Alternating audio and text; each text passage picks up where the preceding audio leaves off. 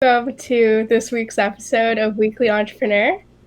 Today we have Kim Fuller with us. Stephen, would you like to read the bio? You can go ahead. Because I'm streaming right now. Oh, okay. 1 second, please.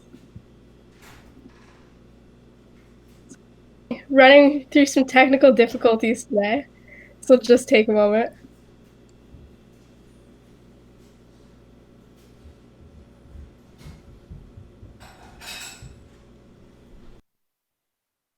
Keep it a short bio because otherwise I will have nothing to talk about for 45 minutes because I'm telling you about who I am and what I do for a living. So keep the intro short. All right, well, this is taking a while to load, so I apologize, but there's something wrong with my Wi-Fi, so I might be cutting in and out at some point during this, but I will just let you introduce yourself. We're very lucky to have her here with us today. She's going to be our second speaker in our social entrepreneurship series. So without further ado, I present you Kim Fuller. Thanks, Ella. Hi, everybody. I'm really excited to be here. I'm ex-Marianopolis student myself. I won't tell you how many years ago, but fond memories. And it's really a pleasure to be with all of you today virtually. I wish I could see your faces, but we're going to have a few minutes to explore my life as a social entrepreneur. I run a company called Phil here in Montreal, and we've been in business for just over 20 years now. And I'm going to be telling you about what my journey has been as a social entrepreneur. And then take some questions afterwards, and hopefully have some good moments together. So I will go ahead and share my screen, and this should work. Let me just get into presenter mode.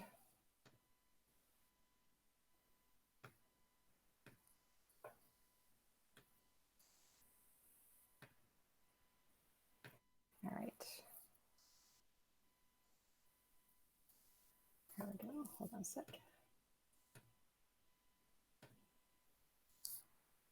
All righty.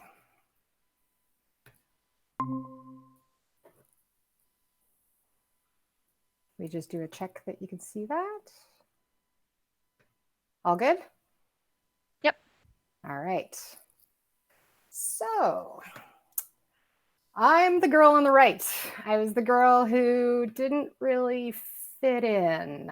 I always was a very creative person. I didn't like following the rules. I wasn't a great student, as many of my teachers will attest to, but I think people were saying I was always looking to get into mischief, but I prefer to say that it's more my creative side trying to express itself.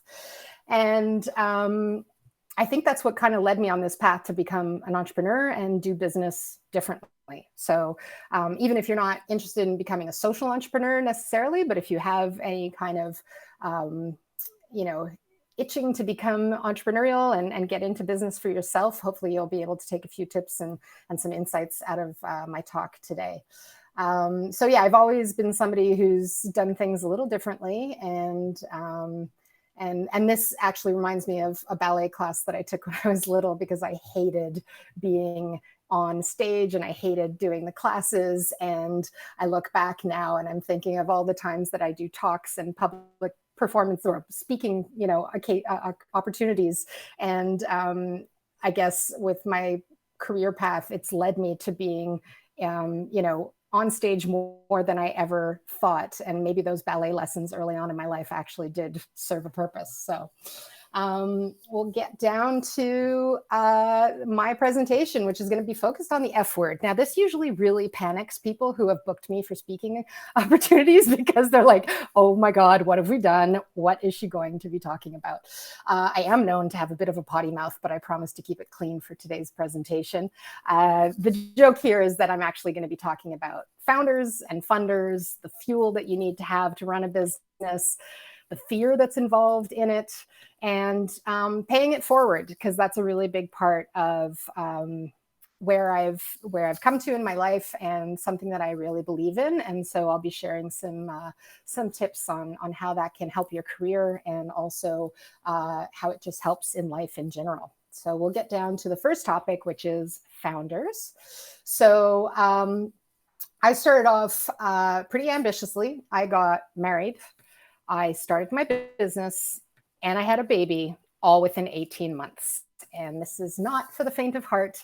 I started real young. I was engaged at the age of 25, married at 26, had my first baby by the time I was 27, and started the business when I was 26. So all of this was happening when I was super young, had lots of energy, thought that, you know, I could just take on everything and anything. And the reason I didn't plan it like that was because I had seen a lot of women before me have to choose between their careers and their families. And so this was around 1999. And, you know, I found it a shame that people had to postpone one thing for the other. And being that person who didn't typically fit into a box, I was like, well, I want my cake and I want to eat it too. So I'm going to start my business, start my family, do it all at the same time. And that was pretty crazy. And I'll get to the whole how do you manage parenting and running a business at the same time in a couple of minutes. The evolution of my business, and I'll explain what my business does in a minute, but we started off basically as a graphic design shop, and we had a cute little office on St. Antoine Street. My dad did an illustration of the building here, you can see on the left. And the original name of the company was called ID Graphics, and I thought it was so cool back then. And because like we fixed things graphically, and we were going to go into branding, and it was going to be awesome. And we had ideas. So what's the symbol for ideas? A light bulb. And so that was how the whole logo was born and the name of the company was born. And it got old pretty fast. And within a couple of years, we decided to rename the company because people were not calling us ID Graphics. They were calling us IDG. And they were just already on their own making an acronym of our name and doing that. So we kind of grew up in the first few years of business, which most businesses do. If you make it past 3 years in business, it's pretty much a miracle to begin with.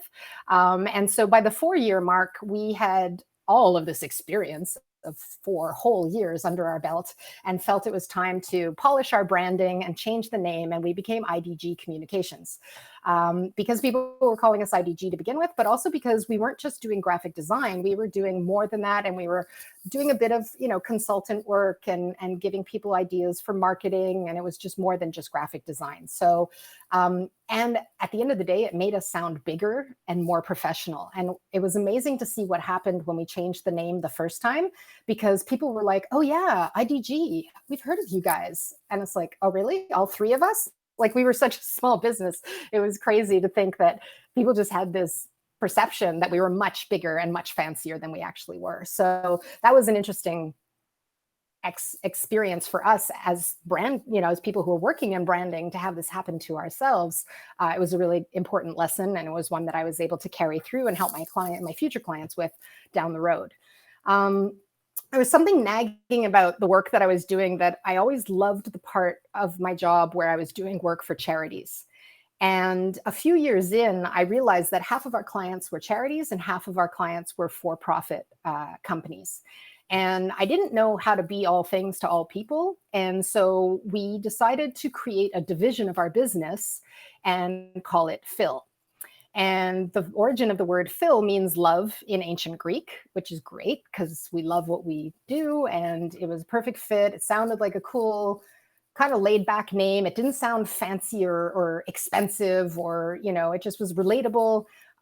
Personally, I've never met a Phil I didn't like. So I thought it sounded like a guy who would help you move your, you know, furniture for a slice of pizza and a beer. And we wanted to make our clients, our nonprofit clients, we wanted to make them feel comfortable. And so the choice of creating this subdivision was a bit of a safety net, because we didn't know if we could, which in my heart of hearts, I think I always knew that I wanted to dedicate my career to helping the charitable sector. Nobody else was doing it. So we had no proof of whether we could make a go of it, whether we could make any money at it. It was a bit of a risk. So we figured if we kept serving our for-profit clients, we could experiment with this special division and get really good at serving the social sector and see what would come of it. And if it didn't work out, well, then we could always fall back on our main brand and move on. So that's how Phil was born in 2004. And then we grew, and then we grew our team, and we rebranded along the way. Once we were in business for about 15 years, we started really owning more of the space. We still didn't have a lot of competition. It was only in the last 3 to 5 years, I would say, that our business has seen direct competition for people offering marketing and communication services to the social sector. So it was time for us to continually up our game to stay relevant in the market, because even though we were one of the first people out in that space, we wanted to make sure we could hold that space. And then for our 20th anniversary in 2019, last November, we rebranded. We dropped the name, the word communications out of our name, and we decided to just go with Phil. And the reason for dropping the word communications was because now we were doing more than communications. We help charities with their fundraising strategies. We help them with their business strategies.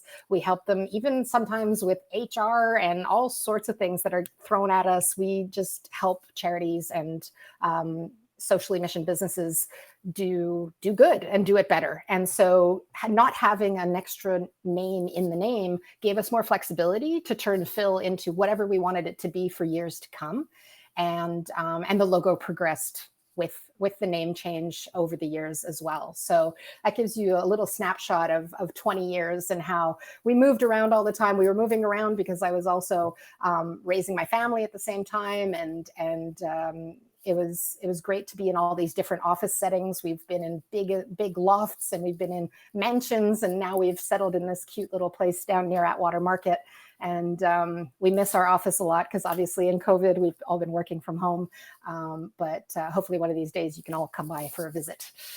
So I was talking about balancing parenting and entrepreneurship. So my kids would get dragged to work with me. At the time, my husband worked with me, and it was great to be able to pass the baby off to him while I had to take a conference call or something like that.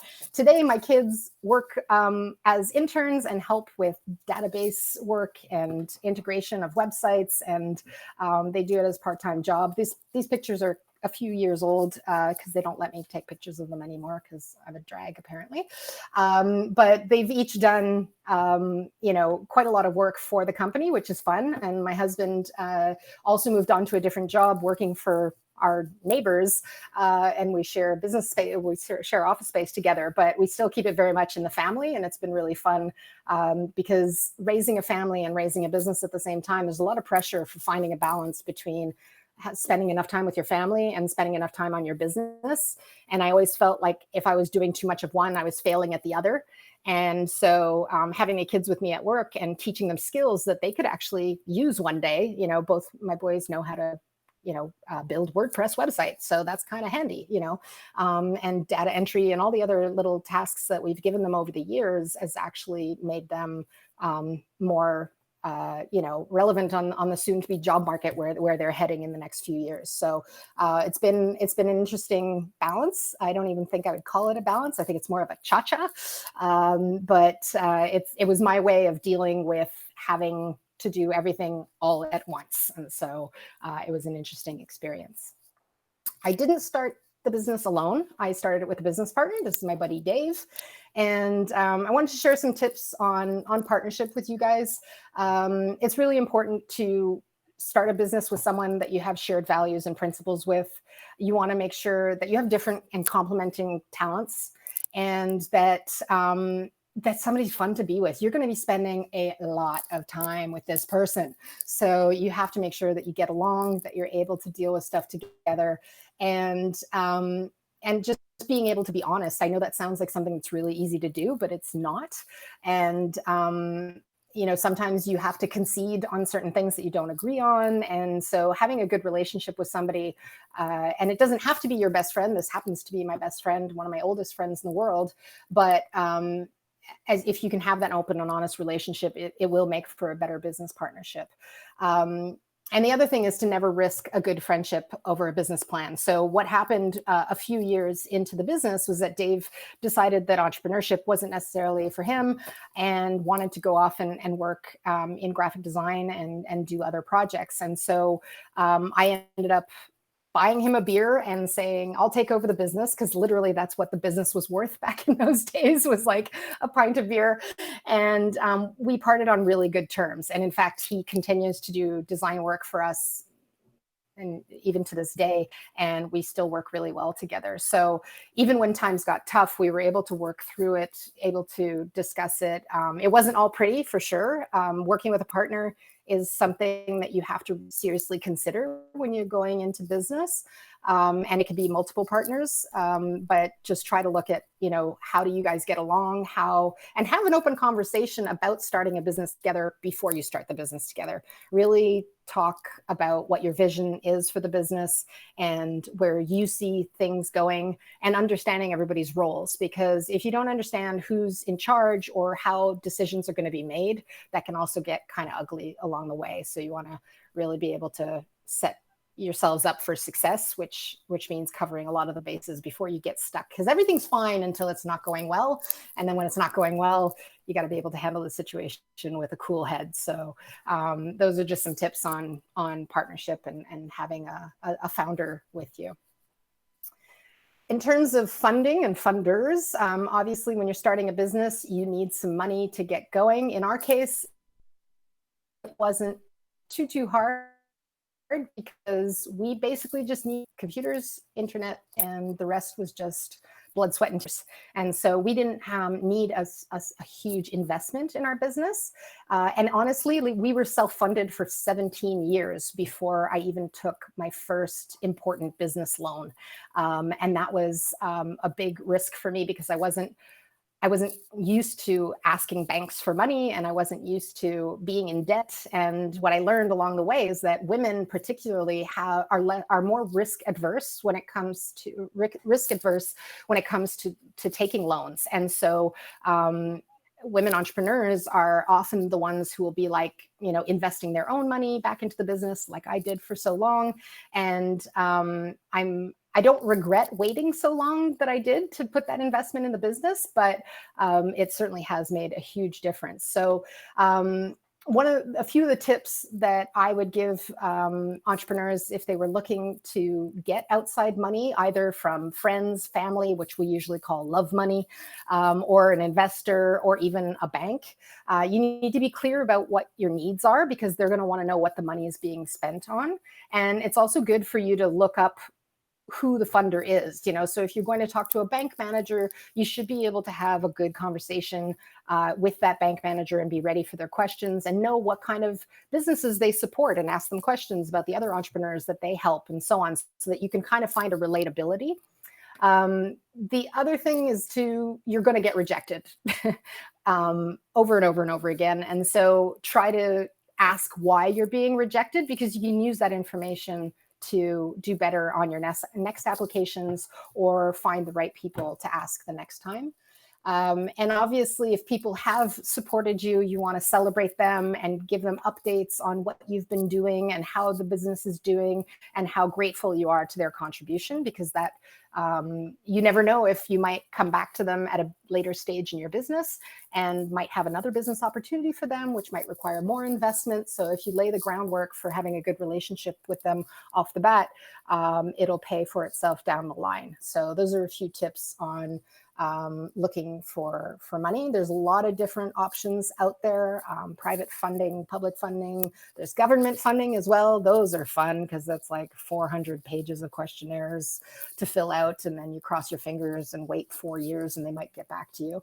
But there's a lot of options. So, and especially in Montreal, we have an amazing startup ecosystem, and there's a lot of support. So a lot of references and people who can help you look into it if you're curious. Next thing I want to talk to you guys about is fuel. And that is something that entrepreneurs tend to run out of quite a lot, because, the irony of somebody saying like, oh, I'm going to start my own business so I can make my own hours. I'm sure you've all heard that, right? Yeah. The reality is you're going to be working 80 hours a week, so it's mental, and you don't realize it because you're running on adrenaline all the time, and you have so many highs and so many lows, and you're feeling all the feels. But one of the things that I realized, that if you're going to be in business for a long time, you really have to learn how to take care of yourself.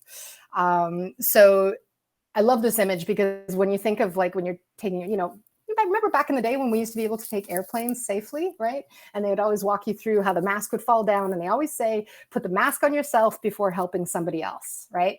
And so this image for me was like really strong, because I was never one to really think. I work in a line of business where I'm helping people who help people, right? So I always feel this constant sense of urgency to help everybody. And I don't think about taking care of myself. And it took a really long time before I woke up to that. And it took me getting sick a couple of times to really get the lesson. So making time for non-work things is super important. Even more now that we're working from home and there's so little difference. Am I working from home, or is my home become my work? Like the lines are all blurred nowadays. So finding time. I love to garden, I love to do puzzles, I love to cook. These are all ways for me to use my brain and my creativity in different ways. And so that's super important. Drawing inspiration from wherever you can. So obviously we're limited in our travel abilities these days, but volunteering, I'll talk about that a bit later in my presentation. It's also a really great way to just change, scenery a little bit. And surrounding yourself with positive people, that for me was a game changer, because I had a lot of people in my life at one point that were just bringing me down, and I was too polite to set boundaries and to be clear on what I needed to be healthy. So that I learned with maturity and age, and I don't think I knew it very well when I was in my 20s and probably the better part of my 30s, but in my 40s, I feel like I've got a good handle on it now. So positive people are just, you need so much of that in your life. And part of it is having good friends. And so because entrepreneurship can be so stressful, having a strong support network is really key. And even having, other entrepreneurs that you can lean on and have discussions with is super, super helpful. Along the years of me working and building the business up, I worked with a lot of my best friends and my husband, and I'm still married after 21 years. So that is a miracle. But it's tricky, and you have to, it's cool to think like, oh, we get along so well and we love hanging out and we're going to build a business together. But that doesn't mean that you're going to agree on everything, and it doesn't mean that you're going to, be able to get through everything together. So I've had a lot of good friends come and go in my business and in my life. And I think my takeaway is, I was always willing to risk, not the relationship, but just take risks to see where things could go, but not to the point where I would risk the relationship of the friendship. And so always making sure to kind of do a check-in with myself and with the person that I was in a business relationship with, to make sure that we were still in a good place, because relationships like that matter, and you'll have them throughout your whole life. So for me, that was the trickiest part, I think, is feeling the comfort of working with friends, but then also having the barriers of what business meant. And that was interesting. In terms of fear, this is pretty much what I look like every morning when I wake up. Terrified. Oh my God, what have I got myself into? I joke, I love it. I don't love being in fear. There's something about, not knowing what's around the corner, that every day is going to be different, that every day is going to be a challenge, that it's going to push me to my limits. And I think that's been something that I've had to get over. And I think if you're going to start off your career as an entrepreneur, or if you're going to work for a job for a little bit and then go start a business on your own, there's going to be a certain amount of fear. And one of the best lessons that I ever got about fear was from my sweet, sweet yogi, who taught me that fear is just false evidence appearing real. And I love this acronym, because every time I'm panicking, I come back to it and I recognize that it's basically my brain just racing, and my heart is racing, and I'm getting caught up in an imaginary situation that hasn't happened yet. And what can happen in business, as it can happen in life, is that when you get trapped in fear, your brain shuts down, you're not making good decisions, and it can long term it can lead to serious illness. So being able to stay on top of fear is something that I think you have to, when you're running your own business, you just have to be able to control the fears and get a good grip on things and learn to get over it. So one of my tricks is just deciding that what I want is bigger than what I'm afraid of. So if I'm going to go into a pitch with a really big organization and I'm not sure if we're going to get the job, and I'm not sure if I'm feeling ready to do this big presentation, I just think, wow, like if we land this client, it's going to be a game changer for us. And so I focus on the outcome, and then that usually helps quiet the nerves a little bit. But that first thing of being aware of what's making you nervous is already the first thing. As soon as you're aware of it, you're already dealing with it. So that's my first tip about how to get over the jitters. I'd also say, try to look at what you're really nervous about. And then maybe if you break it down, you'll find that it's not that big a deal after all, because we tend to escalate things in our minds, right? And if you can switch over to gratitude, I know it sounds super cheesy to say that, Om Namaste, but it really is, again, it just changes the whole mindset. It changes your biology when you can switch from fear to gratitude. And writing it down, right? So if you make a list, I love lists. I have lists of lists of lists, and it's how I stay organized, but it's also how I process. So writing stuff down, if I'm worried about something, if I have a big presentation, or if I have like a conflict that I have to resolve, I write down all the things that I'm concerned about, all the things that could come out positive, negative, and so on. That's a big help. Talking to other people. So for a while, I didn't know how to reach out to my peers. I didn't know how to be vulnerable and share that I just had to be in charge. I had to look like I had my stuff together. I didn't want to let my guard down. And then I realized that I was punishing myself by not being a little bit vulnerable and talking to other people. So going for a beer, a coffee, whatever, just being able to share with other entrepreneurs has been a huge help. And just facing my fears sometimes, like you just don't have a choice. You got to put yourself out there.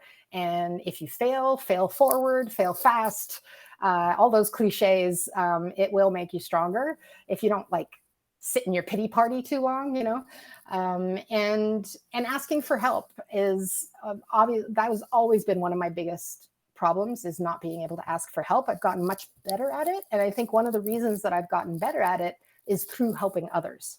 So I'll be talking shortly. This is a great segue into the next section, which is paying it forward. When I'm volunteering, when I'm mentoring, when I'm working with other people, when I'm helping, whether it's making sandwiches for the homeless or helping a young woman entrepreneur with her business plan or whatever it is, I feel that when I'm helping in that role, I also feel that I can ask somebody else for help when I need it. And so that's been a way for me to process. In terms of the last F of my presentation, paying it forward. I know that starts with a P, but just work with it, okay? It's really about the volunteer engagement that I have. I would consider myself like a serial volunteer person. I can't stop doing stuff in my community, and it's a lot of fun. This is just a quick snapshot of some of the things that I've been up to over the last few years. I foster for the Mira Foundation, so we take puppies in our house for about a year, and we get them all grown up so that they can go off and train and be service dogs. And we are now 10 years into that volunteer gig, and we've had 4 dogs, and they've all gone on to be very successful. So, well, our 4th one, the verdict's still out. We'll see this winter if she makes the cut, but we're rooting for her, and we're hopeful. But whether it's speaking, in a situation like this and talking to students, or helping, the hackathon at Concordia, or mentoring other women in business and helping with community projects and Giving Tuesday, I'm always learning something new when I'm volunteering, and it's a really great place to learn from other people and also make connections, right? So when you're starting off your career, you don't know anybody, right? You don't have a long track record of working. So volunteering is awesome because it connects you to others. It's great for just your mental health. I think for me, it's been such a savior. Like people always say, like, what are your hobbies? And I always say, well, I do puzzles and I volunteer. Like that's pretty much it. But it can advance your career. Little typo there. And the reason it can advance your career is because you gain all of this experience in your volunteer work. So your volunteer work can involve collaborating with other people. You might be in charge of organizing a specific part of an event or something happening online. And so all of that can add to your CV. And I really recommend that you find a place that you are really passionate about, or an organization that you're passionate about. And it's so much fun. All the people that I've volunteered with over the years have become such good lifelong friends, and some of them have been mentors to me, and it's been a great experience. This last year, I was honored with the Governor General of Canada's Sovereign Medal for Volunteers. It's a real mouthful, but I haven't received it yet. So I got a picture of it. And that's the picture that you see here on the screen of me holding up the medal. And who knows when I'll get it now. But it was great that I was given this honor amongst just only a few people in Canada to get the medal for volunteering, because I thought that, like, usually when they give awards and medals to people, they're like really old, and it's like after a lifetime of achievement and this and that. And I'm like in my prime and feeling like I can show people that you can run a business, you can raise a family, and you can give back to your community. And so for me, the medal really meant that I could show people it can be done, and that was my greatest moment of pride with receiving it, is just to say, like, hey, this is doable, and I did it, and I'm going to continue doing it because it's super fun. So I'm happy to answer your questions on how to get involved in volunteering. We can talk about that shortly. But in the time remaining, I want to just talk to you about where the company is today. And something that we did a few years ago was we became B Corp certified. And so for those of you who don't know, B Corp is a certification that companies do, and you have to answer 200 questions about how you run your business, who your customers are, and so on and so forth. And it's really hard to certify.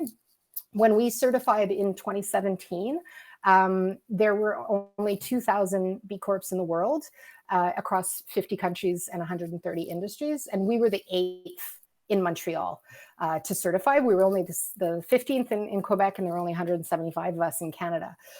So that was in 2017. In 2020, there's now nearly 3,500 B Corps and over 150 and 74 countries, right? So, and in Quebec alone, we have nearly 40 B Corps now, and 20 of them are located in Montreal, including Phil. And so what we found is this amazing community of people who are doing business for good. And for me, it was like finding my tribe. I was so excited to find other entrepreneurs who believed in more than just making money. They also wanted to make a business, make a difference by running their business. And so this was a big, big game changer for us when we certified. And it all came about because I had an intern who was working for me at the time. And she said, oh, wow, I've discovered this thing called B Corp, and it's really cool because, it's companies that are doing good things for the community and the environment. And we should totally check it out because, like, Phil was born to be a B Corp. We have to do this certification. And we had just celebrated, a big milestone. We had been in business for just over 15 years. And I thought, wow, yeah, okay, this is probably something that I'd like to get to eventually. And she's like, no, we've got to do this. Don't worry, I'll do the whole thing.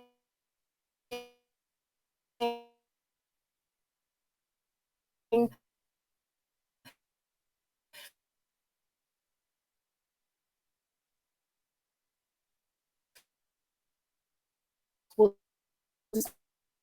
I need your help for parts of the application because it's out. And so she convinced me to get the ball rolling and do the application.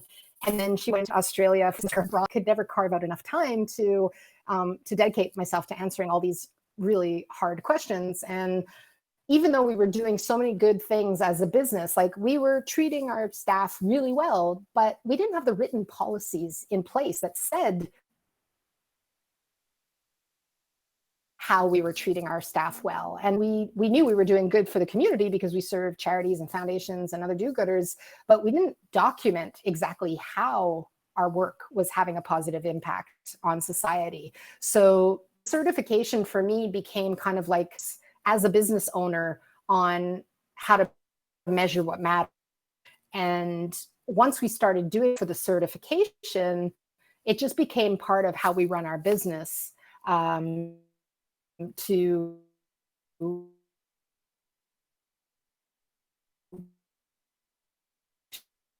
really focus on things. So we just recertified in the first time, but it was way easier for me because luckily gather the information that basically a point system. So to become a B Corp, you have to get at least 80 points out of 200. And I know that that sounds like really easy, but it's not. Most people get around 80, 81 points. And then they don't do the rest because they're just like, this is too exhausting. And then you've got really big keeners who get like up into the 130, 140 point mark. And those are companies that are just doing amazing work. Like they're giving so many benefits to their staff and so on. If I give you an example of things that it made us think about in terms of our workers, for example, you know, people get paid minimum wage, but minimum wage isn't living wage. And we all need to live, right? And one of the things that we pride ourselves on at our company is being able to earn an honorable living, right? So we don't want to charge charities a stupid, ridiculous amount of money for the work that we do, but we also know that our work has value and it should be paid for, and that our workers have value and they should be paid properly. So we made a rule in our business that nobody gets paid less than living wage. And so living wage is a couple of bucks more an hour, or $2.50 or $3 more than minimum wage, but that makes a difference over the course of a year and over the course of the salary.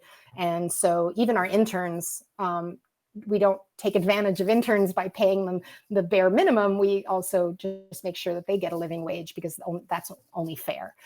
We also don't do free internships. We actually make sure that we pay everybody who does work for us. So those are the kind of lessons that I've learned along the way that allow us to be a better employer, and have helped with our recruitment of getting better teammates on board, because a lot of people want to work for a business that means something and they want to do more than just bring home a paycheck. They want to make a difference, right? So I think that we've been able to find that space with our B Corp community. And these are companies from all over the world that are doing amazing things. If you think of Ben & Jerry's, everybody knows Ben & Jerry's. Ben & Jerry's is a B Corp. Patagonia is a B Corp. Danone, the yogurt, they are a B Corp. And I'm really impressed with Danone because they are worldwide. And they have pledged that all of their country subsidiaries are all going to certify B Corp. And that's a huge undertaking. So the thing that's interesting about these big names being B Corps is because you have to, as a business, agree, and you have to put it in your legal documents that you will put stakeholders above shareholders. And that is not easy for any business to do, because what do shareholders want? They want to put money in their pocket. And so by saying that you will always put your customers before you put your shareholders, that's an interesting take on business. And so to get everybody who's a shareholder to agree to doing this kind of, to doing business differently is a really big step. In my case, I'm the only business owner, so it was an easy decision for me. I just had to ask myself, am I cool with this? Yes. Okay, we go. But in a larger business where you have several owners of the business, everybody has to be cool with this promise, right?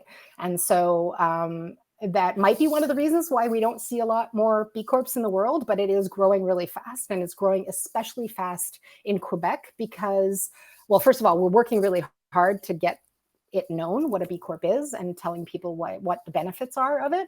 But Quebec by nature is very entrepreneurial, right? And so people are starting their businesses and they're seeing how they can start it off on the right foot and make a difference in addition to making money. So it's really great. Last thing I wanted to do is just bring you up to speed on where we are today. So we're going to be turning 21 in November, and we have a team of 10 full-time staff and 10 part-time team collaborators. And that was one of the biggest business shifts that we did a few years ago. Was we changed our business model. Instead of having like 20 full-time staff, which would be very expensive because you don't need everybody every day, 8 hours a day, we moved to a more flexible format. So we have writers, designers, programmers, PR specialists, all sorts of different specialties, fundraising specialists, all of these people who work with us on an ongoing basis. But I only need to pay them when I need them for a project, right? And then in addition to our core team, which is the core team members who we do need all the time. So we have myself, who's in charge of the creative direction and the strategy for the business. We have an art director, we have a graphic designer, we have a writer, a coordinator, a guy who does business development, so sales, obviously, pretty important to grow the business. We have an operations manager and a bookkeeper and a web programmer and a web developer, a digital marketing guy. So those are the core people on our team, and those are the core that we need all the time because all of our business is concentrated in those areas. And then the other people we bring in just for a specific project. So it allows us to be more affordable to our clients because we don't have to charge our clients super big prices to pay 20 people full time, right? So that took me a really long time to figure out, but I'm glad I figured it out when I did. And so I talked about funding earlier and how I took a big risk a few years ago, and I took a big loan. And I took a big loan to hire a salesperson because what I realized was I was always in this pattern of selling, and then producing. And I could never be doing both at the same time to grow the business. So my numbers were always around the same numbers, and I was getting frustrated.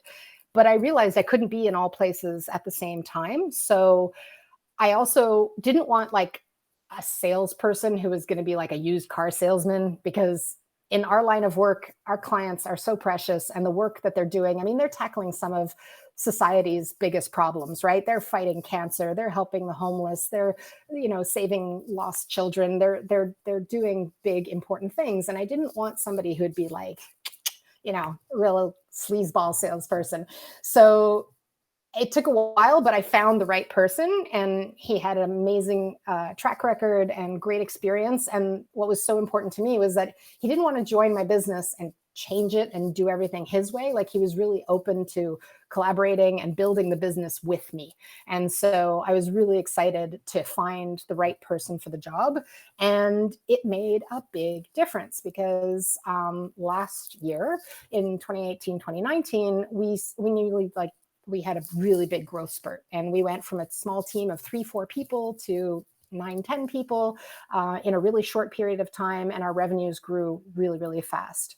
This year, as we continue to work our butts off, we're super lucky that the government gave so many breaks for small businesses during COVID, because that really saved our butts. But even despite COVID, we're going to see another 30% growth in revenue this year. And our fiscal year ends in September. So things are looking pretty good. Unfortunately, in my line of work, when the world is collapsing, it's actually good for our business, right? Because charities are in high demand. People who are trying to save the world, their services are in high demand. So then our services are in high demand. So, it's odd to say that COVID has actually been a bit of, I would not say blessing at all, but it has been an interesting challenge for us to get through it and stay together strong as a team, but has also presented a lot of business opportunities because the government is giving a lot of money to charities and businesses to get training, to get their web presence up, right? So we build a lot of websites, we do a lot of social media strategies. All of these charities are now scrambling to have a better online presence because online is the only way to find people nowadays. You're not going to in-person events anymore. So websites, I mean, we're doing a lot of websites these days, a lot of website makeovers, and that's been a lot of fun. I mentioned that we recertified as a B Corp in February. That was a big job. And now what we're doing is we're just setting new goals for ourselves, right? Because things are going well, the team is really gelling, and we want to continue that growth spurt. I know there's a lot of things that are unknown given the current situation with the pandemic, but we're not letting that phase us. We're still sticking to our original goals, wanting to grow the business further. And we've really anchored our work in the sustainable development goals. And so we're focusing on a handful of sustainable development goals that we want to contribute to through the work of our clients and through our work. We also have a special team that's focusing on our B Corp. We call them our beekeeping team, and they help us continue with our good practices. So this acronym JEDI is for Justice, Equity, Diversion, and Inclusion. And so we have a special Slack channel where we're sharing links on anti-racism and how we can just be better people, how we can be a better business, how we can have better practices, better hiring practices, how can we create a work environment where we are more diverse, more inclusive, and so on and so forth. And then how are we sharing that back with our community to set a good example? So all of those things are what we do in addition to serving our clients. And it's a lot more work, but it also makes us a stronger business for it. So we're really happy to continue on that path. And look at that, 44 minutes, boom. It's like I rehearsed it. Ella, how did I do? You did amazing. Thank you so much. That was fantastic. And now I'm sure we have a ton of questions, so we'll open the floor. How we'll do it is if you have a question, just write your name in the chat box and we'll go one by one. So there's also people watching the live, so we'll ask their questions for them here. Let's see who wants to go first.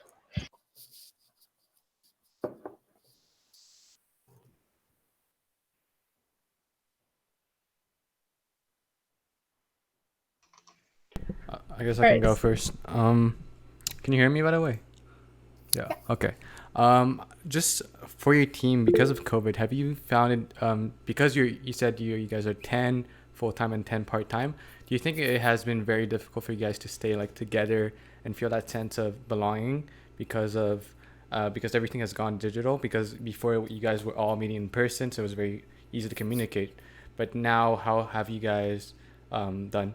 And do you have any suggestions if we have a team pretty large team and we want to keep working on the project during COVID, but it's kind of hard because the interaction is very different.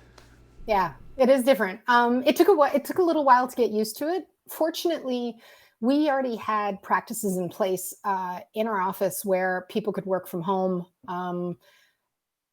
I trust my team a lot. When someone trusts you to get stuff done, you tend to do it because it'll show if you're not, right? So I've never been that kind of boss that would be making sure everybody's clocking their hours and tracking everybody. I was never really strict in that sense. So we already had a pretty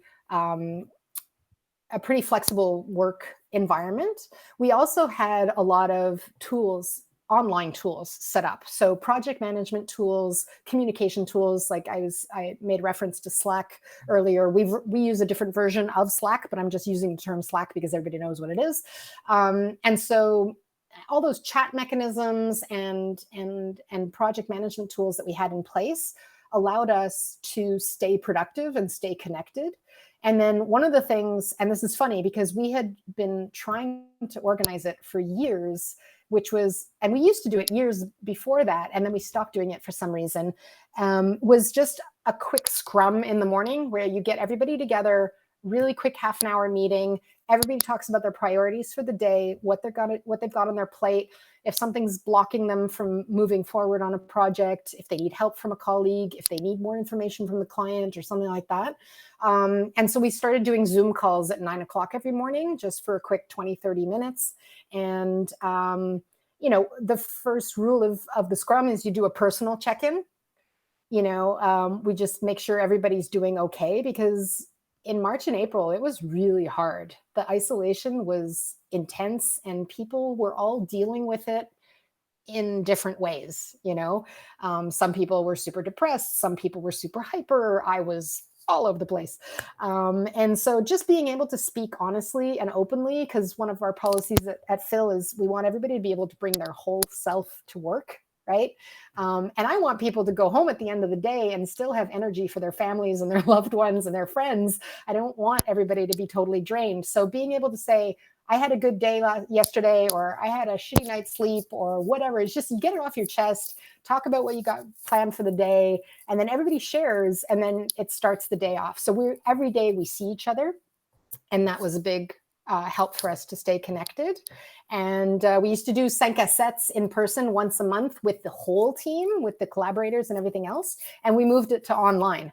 And so every third Thursday of the month, we do a Zoom call with everybody on the team, and we have cocktails and we talk. And sometimes I have a special guest. Sometimes we do like a game show type of thing where we spin a wheel and we ask funny questions. And we did a challenge where you had 30 seconds or 60 seconds to describe everything in the room that you were doing the call from. And that was fun. So we're just trying to keep it interesting and try to keep people engaged. And that's been working for us.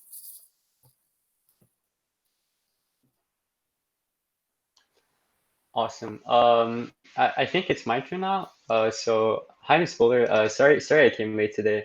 There are some issues with my Wi-Fi and some technical issues, but it's really nice to meet you. And just to give you a brief description of myself, I'm Zachary, and I actually co-founded this club.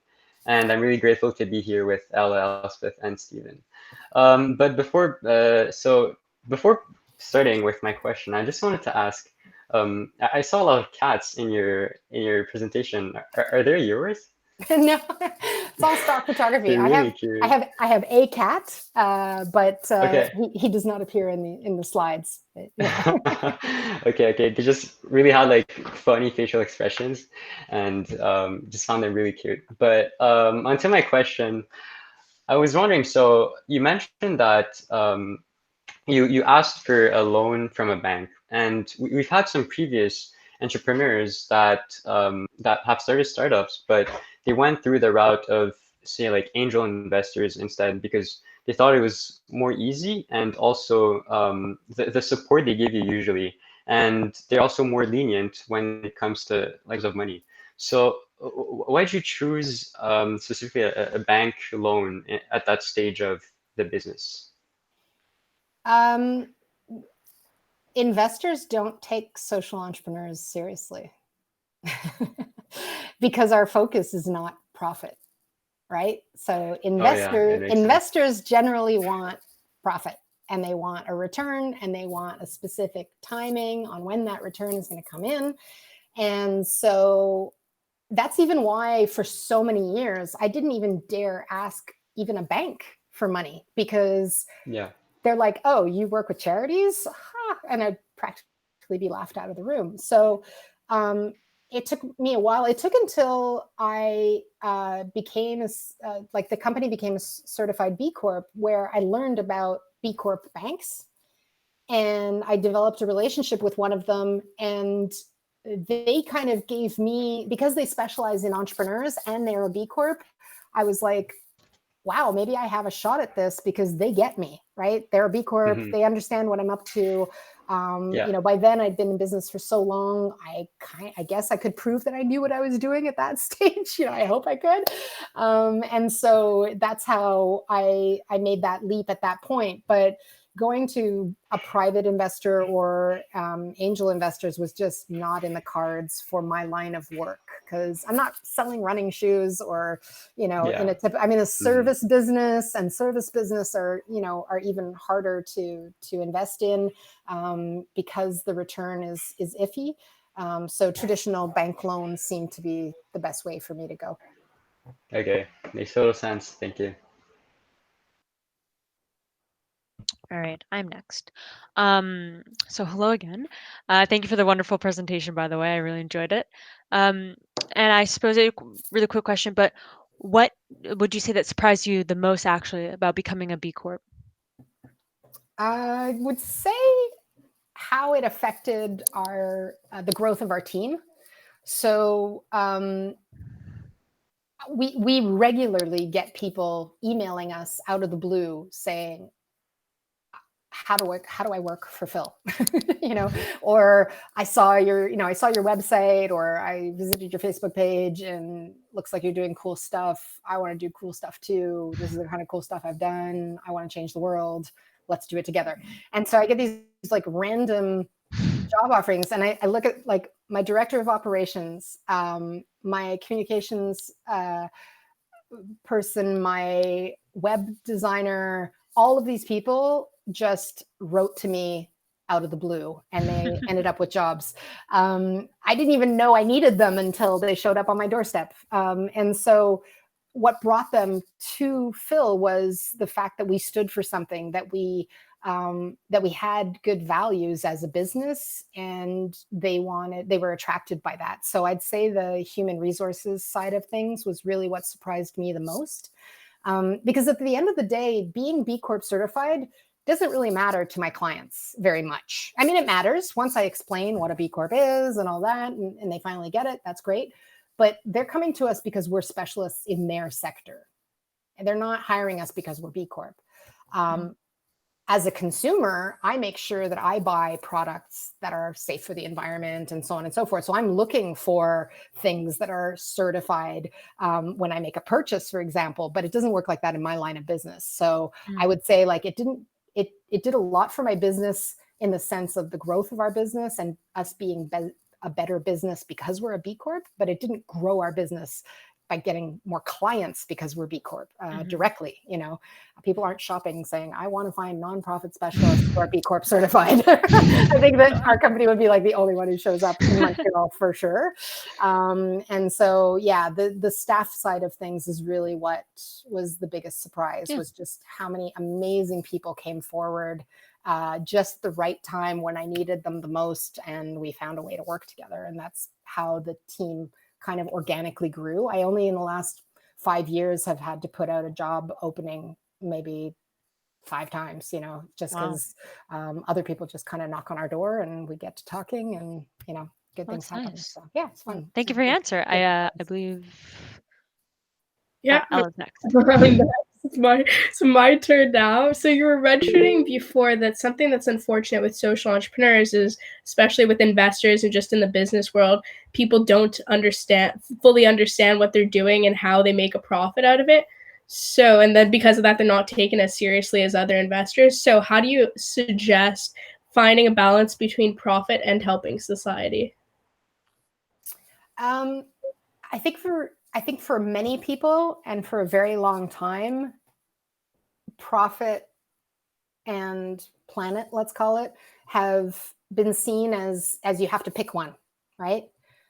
You're either doing good and making no money, or you're, raping the planet and making a profit. So whether you're taking advantage of workers, like underpaying your workers in a factory, for example, and you make higher profits because you're paying your staff less money, or if you're, making products that harm the planet, and there's an ecological aspect to it. Up until just recently, people haven't really tried to find a way to reconcile the two.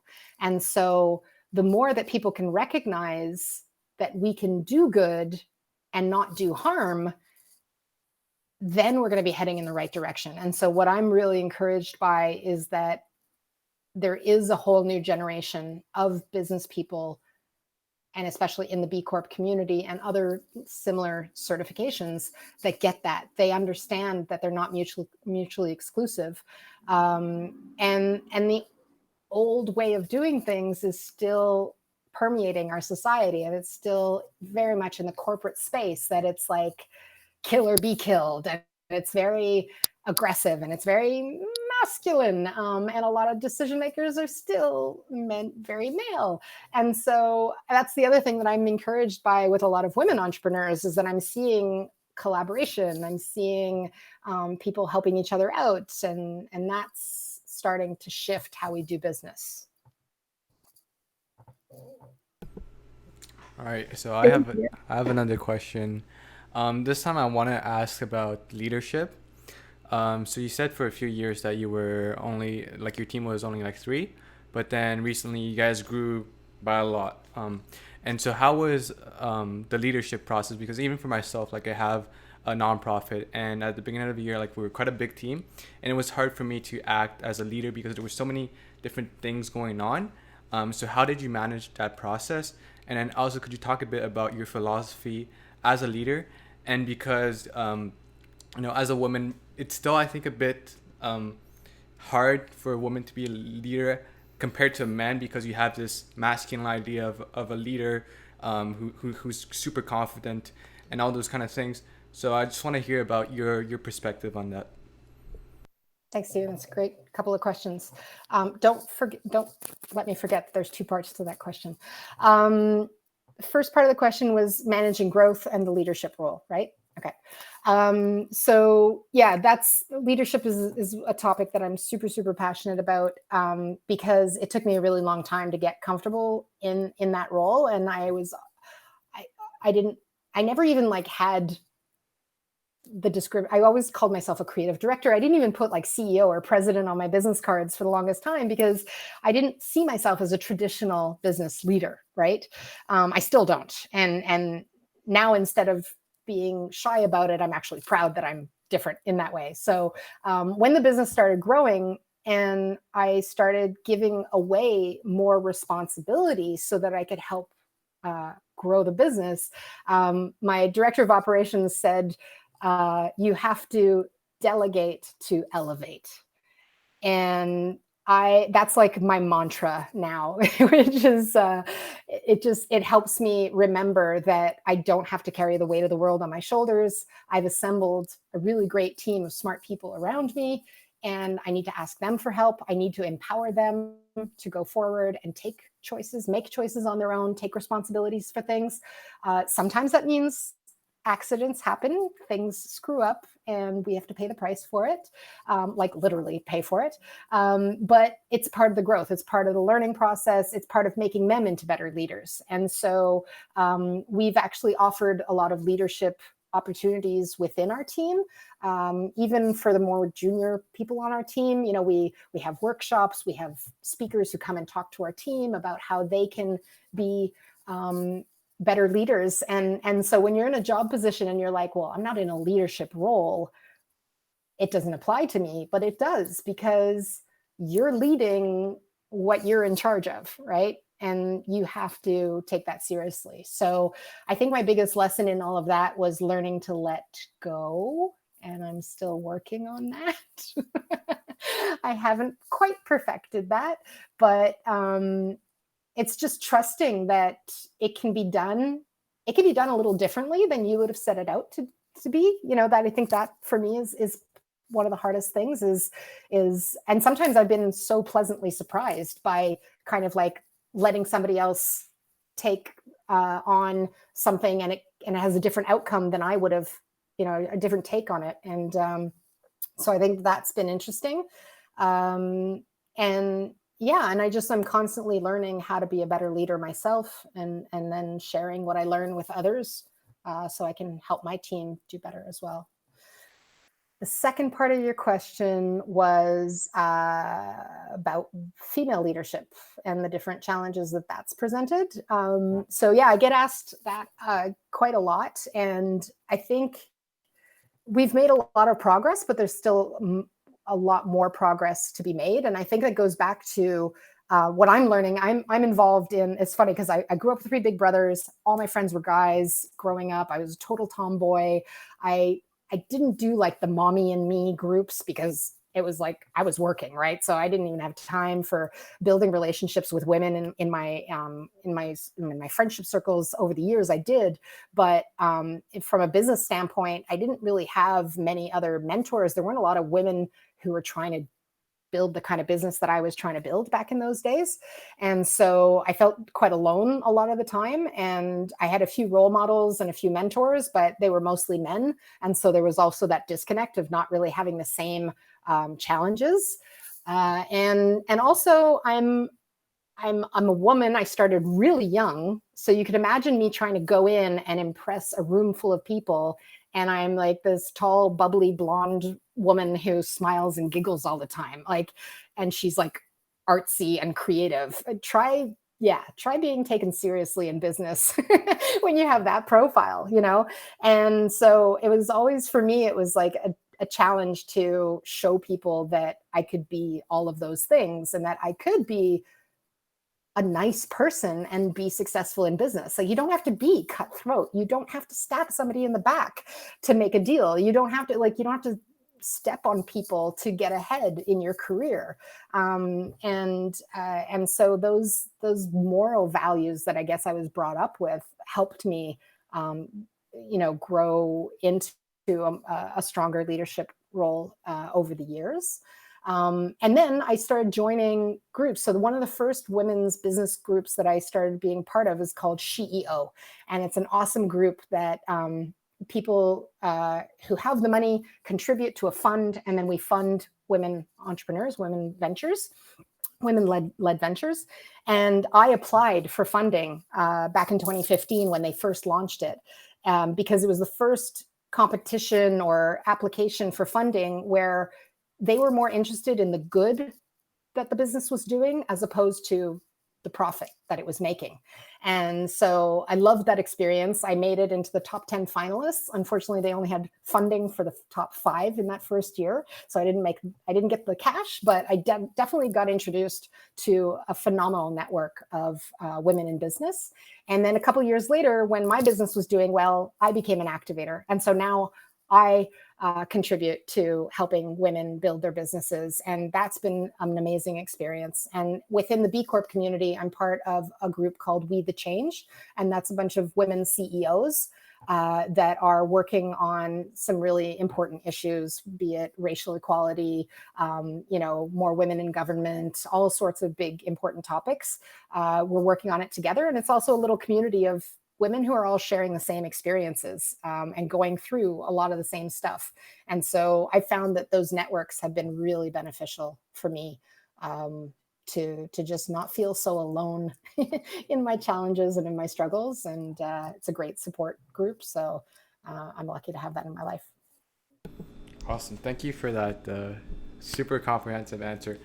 For me, I just wanted to say leadership for me was also something I've tried to understand, because for a very long time, I thought there was only one way to be a leader, where you had to be affirmative. You basically had to set the tone for everything.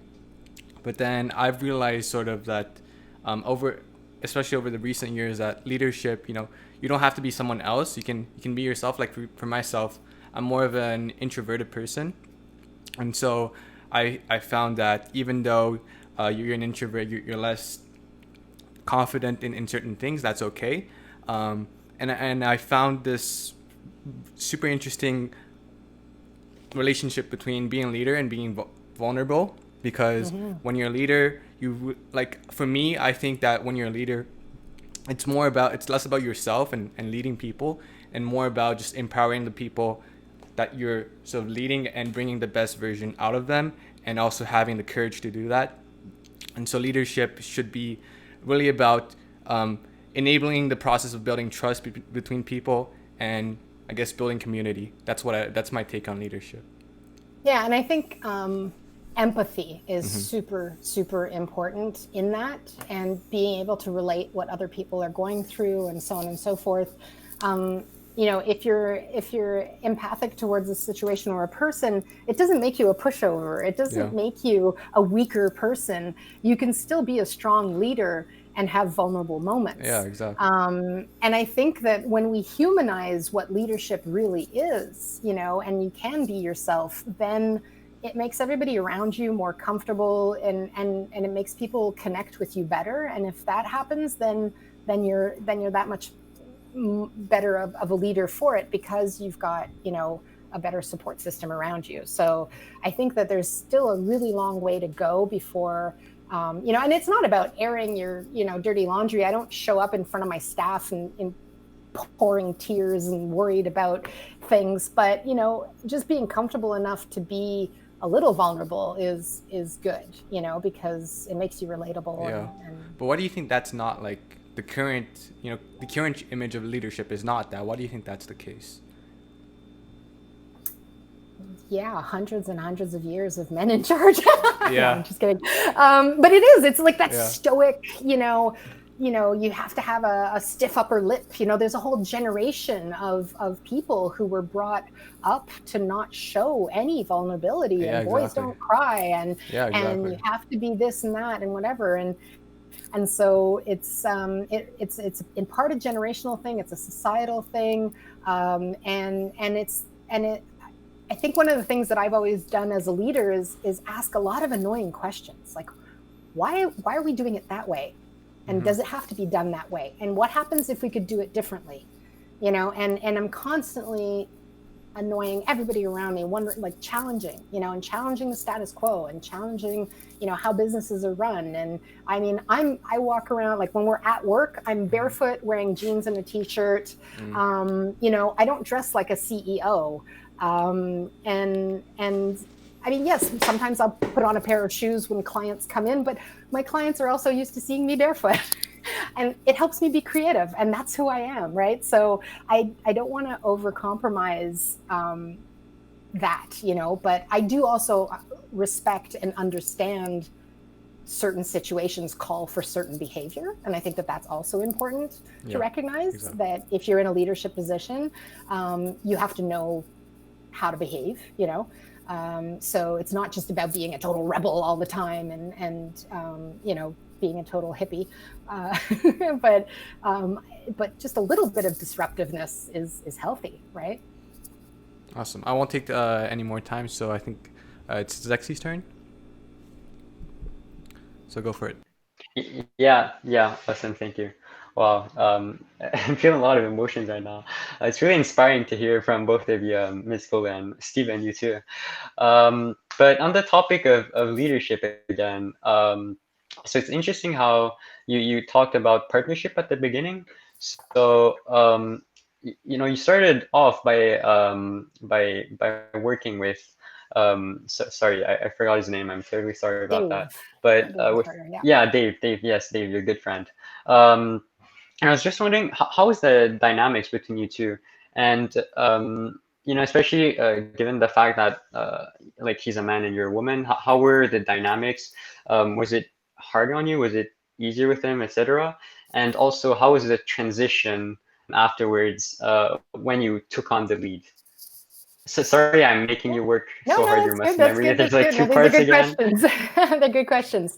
So I think that, when I spoke to finding complementarity in the relationship early on, I said that it's good that you have, complementing talents. And so one of the things that I didn't know that I was good at, but that I guess I kind of was good at, was the sales side, like, schmoozing the clients, explaining our work, being able to pitch our work, and getting the deal signed. That was kind of ended up being mostly my responsibility.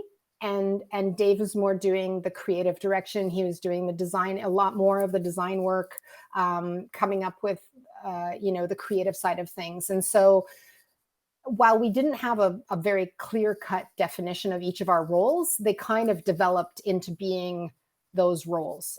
We still wore a lot of hats, because we're a small business. But I think that that's how, I was more client facing, and then so it worked out like that. And after after I took over the business and was running it by myself, I was just like, oh my God, what am I doing? I was like, maybe he was right. Maybe this isn't a good idea. Like, how is this all going to work? And the pressure was just getting to me because I didn't believe in myself. And it goes back to what Stephen was asking a bit earlier about, how women in leadership positions, we often tend to have like an imposter feeling, like maybe I shouldn't be in charge, maybe, and so I just had to get comfortable with it. And I had to, I believed so passionately, and I continue to believe so strongly in the work that we do. And I see every day how our work translates into tangible difference in our communities, that it just keeps me going,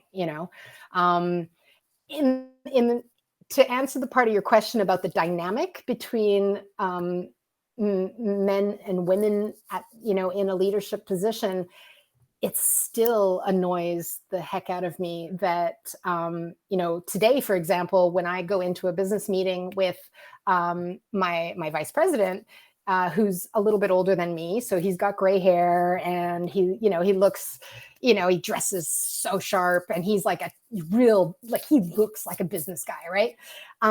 And we'll often be in situations where the client's like looking to him as if he's in charge, and he'll say, well, that's Kim, so he'll kind of run it back towards me or redirect the questions to me and so on. And so I still run into people who default to the man in the room as being the one with the answers. So that requires a lot of tact. It just gets so old so fast that I have to really watch myself, because that rebel in me really wants to stand up for myself and be rude about it. So again, leadership mindset, be poised, be mature. So I've learned, techniques to just kind of keep my head high and answer things politely. And my colleagues also are just really cool about it, in the sense that, they respect me enough to also, say that, well, she's in charge, kind of thing. And sometimes we don't get in those situations a lot, because the way we run the business is I try to make sure that we're running it as collaboratively as possible. Like if one of us is successful, we're all successful. If one of us screws up, we all screw up, so the label of she's in charge, she's the boss kind of thing, like I'm still not comfortable about it, because I'd rather not waste my time on that stuff. I just want to do my work and have fun. Wow, that sounds amazing. It's really unfortunate that, women nowadays still face these kind of situations. But I really admire you for your courage, Miss Fuller, and I think your generation is going to change it. I'm counting on you guys. For sure. But I think, kind of to relate to what you said, I think it's also similar with say people who are younger, like the younger generation. So I've been launching a kind of social venture as well to help the restaurants out during the pandemic.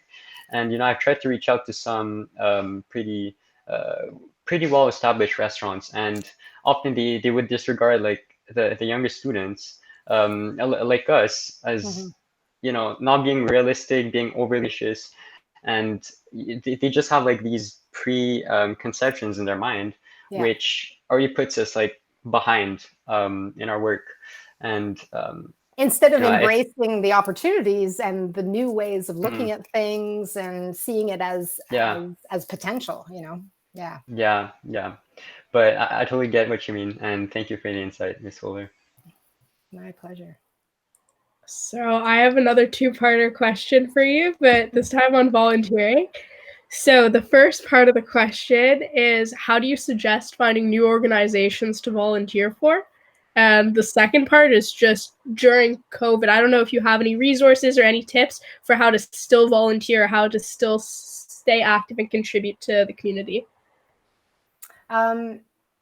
Yeah, so there's a number of volunteer bureaus. Like each city, each borough has these resources. In Montreal, we've got the Centre Action Bénévolat Montréal.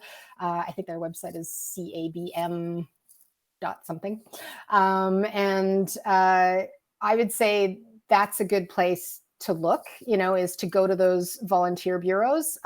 There's an amazing platform called Simplyk, which is simplyk.io.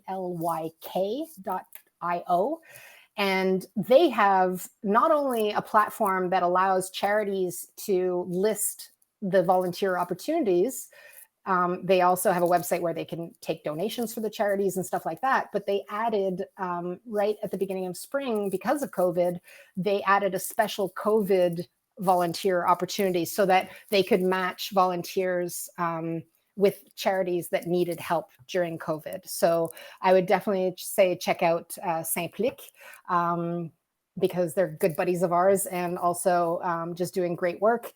And it's a great platform. And you can see it on a map, and you see all the pins of all the places. So like if you live in a certain part of town and you want to volunteer close to home, you can do that.